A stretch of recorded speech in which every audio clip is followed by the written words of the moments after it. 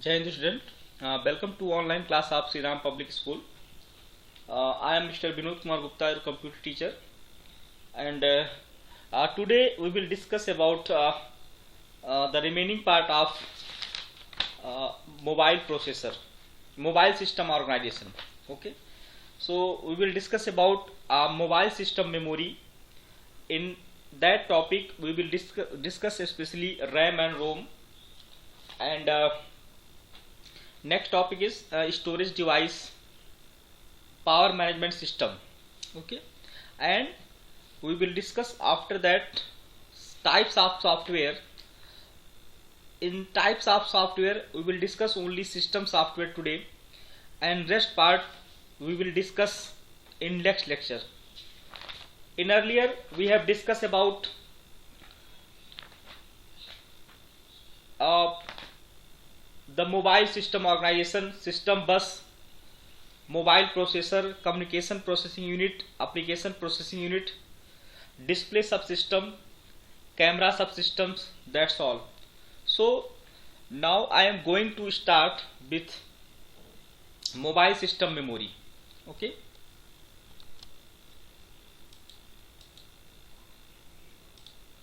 so today's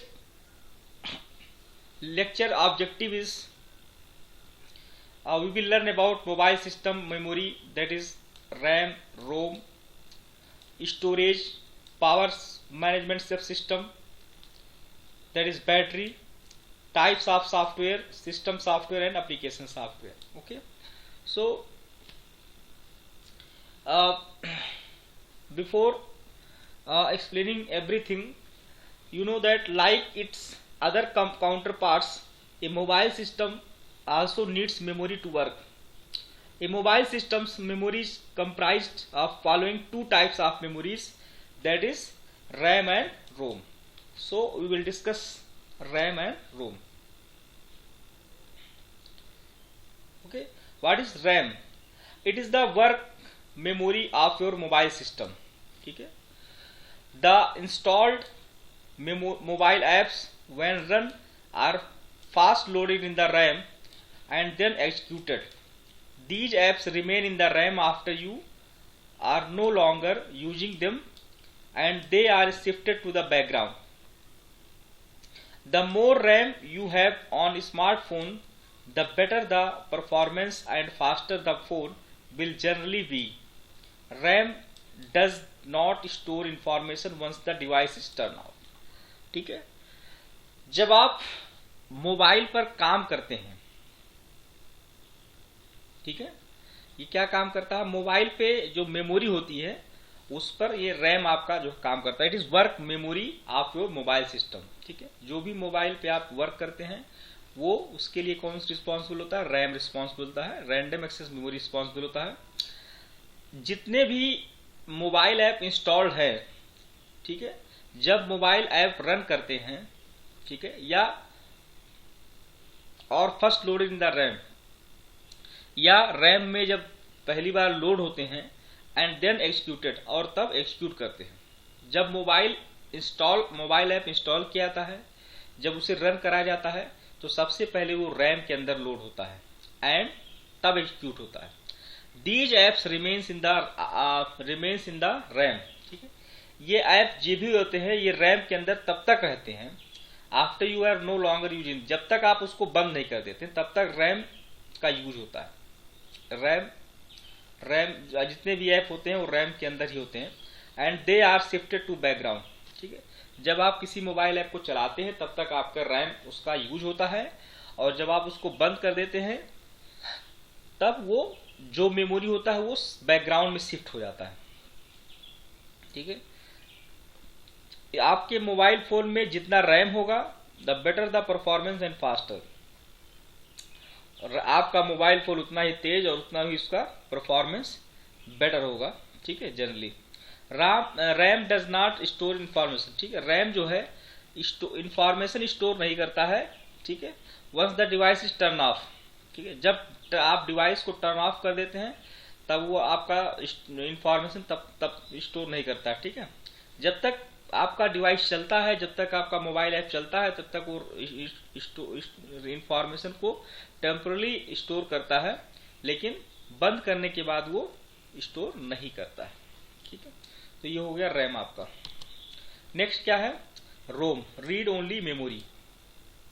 the रोम और read only memory is a part of mobile systems internal storage. ठीक है, जो रोम होता है या इसको रीड ओनली मेमोरी भी कहा जाता है, ये मोबाइल सिस्टम का इंटरनल स्टोरेज का पार्ट होता है, इंटरनल स्टोरेज का पार्ट होता है। ठीक है, and it is not accessible, ठीक है, for users to write on.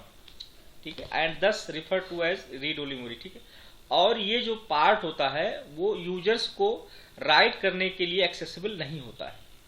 ठीक है, केवल रीड करने के लिए होता है। दस and this is this refer to as read only memory, इसलिए इसको रीड ओनली मेमोरी कहा जाता है। The ROM is basically flash memory. ठीक है, रोम को बेसिकली फ्लैश मेमोरी कहा जाता है या टेक्निकली डबल ई प्रोम। ठीक है, रोम को ये कहा जाता है। डबल ई प्रोम का मतलब होता है electrically erasable and programmable read only memory. ठीक है, तो रोम जो है वो मोबाइल सिस्टम इंटरनल स्टोरेज का पार्ट होता है और ये राइट करने के लिए, यूजर को राइट करने के लिए परमिशन नहीं देता है, एक्सेसिबल नहीं होता है और इसलिए इसको रीड ओनली मेमोरी कहा जाता है। ठीक है, नेक्स्ट आपका स्टोरेज। स्टोरेज का मतलब है कि अगर मोबाइल सिस्टम के पार्ट आप व्यू से देखें तो external storage of A mobile system is also called expendable storage. ठीक है, एक्सटर्नल स्टोरेज का मतलब है जैसे कि मोबाइल में जो आपका इंटरनल मेमोरी होता है वो तो मोबाइल सिस्टम का होता है। ठीक है, लेकिन अगर आप उसको मतलब उस मेमोरी को एक्सपेंड करना चाहते हो तो आप क्या काम करते हैं, मेमोरी कार्ड लगाते हैं। ठीक है, या कोई और माइक्रो एसडी या एसडी कार्ड लगाते हैं। ठीक है, तो उसको एक्सपेंडेबल स्टोरेज कहा जाता है। ठीक है, एक्सपेंडेबल क्योंकि स्पेंड किया जा सकता है। It comes in the form of SD card और माइक्रो एसडी कार्ड एक्सेट्रा। ये जो है एसडी कार्ड या माइक्रो एसडी कार्ड या कोई और भी कार्ड हो सकता है। ठीक है, जो इसको मोबाइल में लगा के हम उसके मेमोरी को, मोबाइल की मेमोरी को एक्सपेंड कर सकते हैं। ठीक है, it is the storage which can be removed easily by you and can be used for storing pictures, music, video and the likes. तो आप क्या कर सकते हैं कि इसको आप जो है स्टोरेज को आप जो है रिमूव भी कर सकते हैं, जरूरत पड़ने पे लगा भी सकते हैं। ठीक है, और इसमें क्या कर सकते हैं, आप कोई पिक्चर स्टोर कर सकते हैं, म्यूजिक स्टोर कर सकते हैं, वीडियो स्टोर कर सकते हैं। ठीक है, और भी बहुत सारी चीजें इसी तरीके से आप कर सकते हैं। ठीक है, तो ये स्टोरेज के लिए मतलब क्या हो गया, बेसिकली एक्सटर्नल स्टोरेज की मतलब है यहाँ पे। नेक्स्ट आपका है पावर मैनेजमेंट सब सिस्टम। यहाँ पावर मैनेजमेंट अगर हम मोबाइल स्मार्टफोन के पॉइंट ऑफ व्यू से देखें तो ये बैटरी की बात की जा रही है। ठीक है, तो बैटरी किसके लिए रिस्पॉन्सिबल है, this subsystem is responsible for providing power to a mobile system. ये जो पावर मैनेजमेंट सिस्टम है वो मोबाइल सिस्टम को पावर प्रोवाइड करने के लिए रिस्पॉन्सिबल होता है। The mobile system works on limited power provided through an attach battery. मोबाइल सिस्टम जो होता है उसके अंदर एक बैटरी होता है और वो जो है एक लिमिटेड पावर पे काम करता है। ठीक है, बैटरी जब डिस्चार्ज हो जाता है, उसकी पावर खत्म हो जाती है, तो उसको फिर से हम इलेक्ट्रिसिटी से या चाहे डीसी जनरेटर से, चाहे एसी करंट से, चाहे डीसी करंट से उसको हम चार्ज करते हैं। ठीक है, तो फिर से पावर उसके अंदर आ जाता है। दिस सब सिस्टम है ये बैटरी मैनेजमेंट सिस्टम। इस सिस्टम के अंदर एक बैटरी मैनेजमेंट सिस्टम होता है दैट वर्क्स विद ये बैटरी चार्जर, जो बैटरी चार्जर से चार्ज होता है, एंड ये बैटरी यूनिट, और उसके अंदर एक बैटरी होती है sorry, and provides power to the mobile system is required for. और जितनी मोबाइल सिस्टम को जितना जरूरत होता है उस जरूरत के हिसाब से वो पावर प्रोवाइड करता है। बैटरी चार्जर और बैटरी यूनिट मिलके एक बैटरी मैनेजमेंट सिस्टम बनता है और बैटरी मैनेजमेंट सिस्टम जो है सब सिस्टम का ही एक पार्ट होता है। ठीक है, तो ये हो गया बैटरी मैनेजमेंट सब सिस्टम। ठीक है, नेक्स्ट टॉपिक आपका है टाइप्स ऑफ सॉफ्टवेयर। तो टाइप्स ऑफ सॉफ्टवेयर का मतलब क्या है, ए computer system consist of hardware and software for its proper functioning. जो पूरा कंप्यूटर सिस्टम है उसमें बेसिकली दो पार्ट हैं, हार्डवेयर और सॉफ्टवेयर, ठीक है। और ये दोनों पार्ट जो है प्रॉपर फंक्शनिंग के लिए बनाए गए हैं। कंप्यूटर प्रॉपर फंक्शन करे इसके लिए दोनों पार्ट को बनाया गया है। पहला पार्ट है हार्डवेयर और दूसरा पार्ट है सॉफ्टवेयर, ठीक है। अब ये क्या चीज है? हार्डवेयर का मतलब होता है it represents the physical and tangible component of the computer, ठीक है। ये कंप्यूटर के फिजिकल और टेंजिबल कंपोनेंट पार्ट को रिप्रेजेंट करता है। That is the component that can be seen और टच्ड, यानी कंप्यूटर का वो कंपोनेंट जिसे हम देख सकते हैं और उसे छू सकते हैं, ठीक है, महसूस कर सकते हैं। उसमें क्या होता है? इनपुट डिवाइस आ सकता है, आउटपुट डिवाइस आ सकता है, सीपीयू हो सकता है आपका central processing unit, hard disk हो सकता है, प्रिंटर हो सकता है, और भी बहुत सारे हार्डवेयर हो सकते हैं, ठीक है। Are examples of computer hardware, ठीक है। ये सभी जो डिवाइस की बात हम कर रहे हैं वो सब क्या है? हार्डवेयर, कंप्यूटर हार्डवेयर है, ठीक है। Software it represents the set of programs that governs the operation of a computer system, ठीक है, and make the hardware run. Software basically होता क्या है? It represent the set of programs, ये program के सेट को रिप्रेजेंट करता है, that governs the operation of computer system, जो कंप्यूटर सिस्टम को ऑपरेट करने के लिए यूज किया जाता है, ठीक है। हार्डवेयर से खाली कंप्यूटर नहीं चलेगा, उसके अंदर सॉफ्टवेयर रहेगा तो तभी आपका कंप्यूटर सिस्टम चलेगा, ठीक है। यानी कंप्यूटर सिस्टम के ऑपरेशन के लिए, ऑपरेट करने के लिए, ठीक है, कुछ सेट ऑफ प्रोग्राम्स बनाए गए हैं, उसी को सॉफ्टवेयर कहा जाता है, ठीक है। अब ये सॉफ्टवेयर दो प्रकार के होते हैं, सिस्टम सॉफ्टवेयर होते हैं और एक एप्लीकेशन सॉफ्टवेयर होते हैं, ठीक है। ये चीज समझ में आ गया होगा शायद, ठीक है। सिस्टम सॉफ्टवेयर,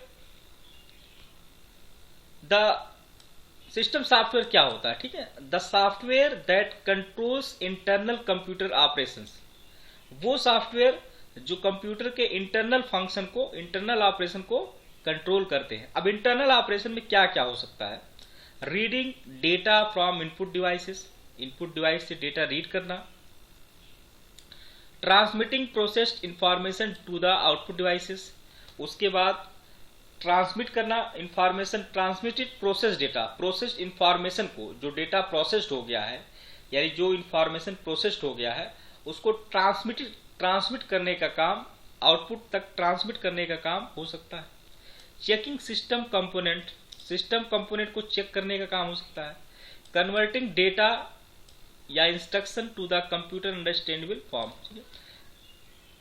इंस्ट्रक्शन या डेटा को कंप्यूटर को अंडरस्टैंडेबल फॉर्म में कन्वर्ट करना, ये सब जितने भी चीजें हैं ये सब आपके सिस्टम सॉफ्टवेयर के लिए, सिस्टम सॉफ्टवेयर का फंक्शन है, ठीक है। एक्चुअली इसी को कहा जाता है सिस्टम सॉफ्टवेयर। अब system software can be further categorising two categories, operating system and language processor, ठीक है। तो